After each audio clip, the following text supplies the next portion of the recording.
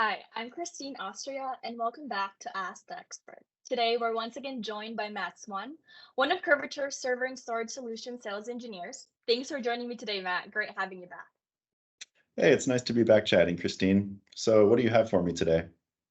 Okay, so to recap last episode, we primarily focused on what memory is and some of the common specs people should know about. So let's talk about upgrading memory in servers.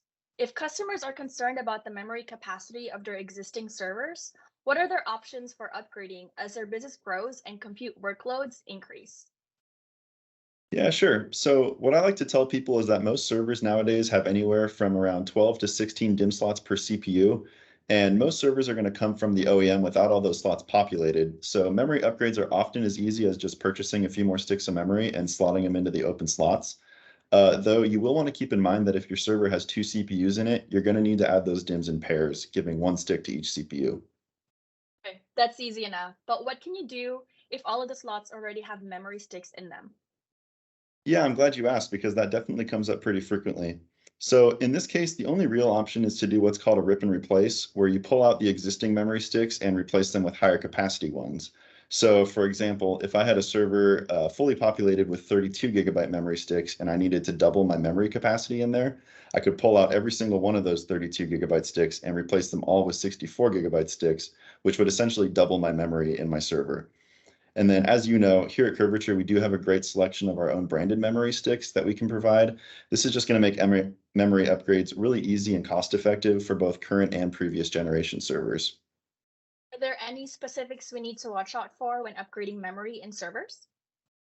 Yeah, there's a few. I hinted at some of them in our last episode, but in general, you'll want to make sure that the speeds of the DIMMs you're installing match the supported speeds of the CPU. You're going to want to install those DIMMs in even pairs for servers with two CPUs. You can't mix LR and R DIMMs, and then you also want to do your best to match DIMM rank wherever possible. And of course, either myself or another member of our sales engineering team is always more than happy to assist in memory upgrades, just to ensure that it's an easy plug and play experience. Or we can even refer you to our professional services division at Park Place Technologies for an extra set of hands. Okay.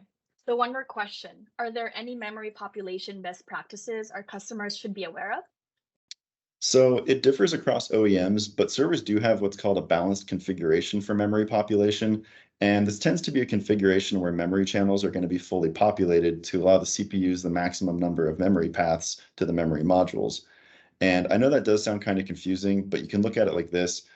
If a CPU has four memory channels, populating only two of those would kind of be equivalent to having four pipes that water could flow through and only using two of those pipes. So you can kind of see there that you wouldn't be taking advantage of the maximum possible flow of water.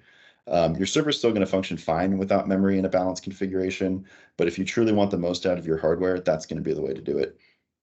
Great. I'm sure we'll get a lot of questions about this. Thanks again for joining me, Matt. It's been great speaking with you. If any of you have any questions for one of our experts, simply leave a comment below or contact us, and we'll see you next time on Ask the Expert.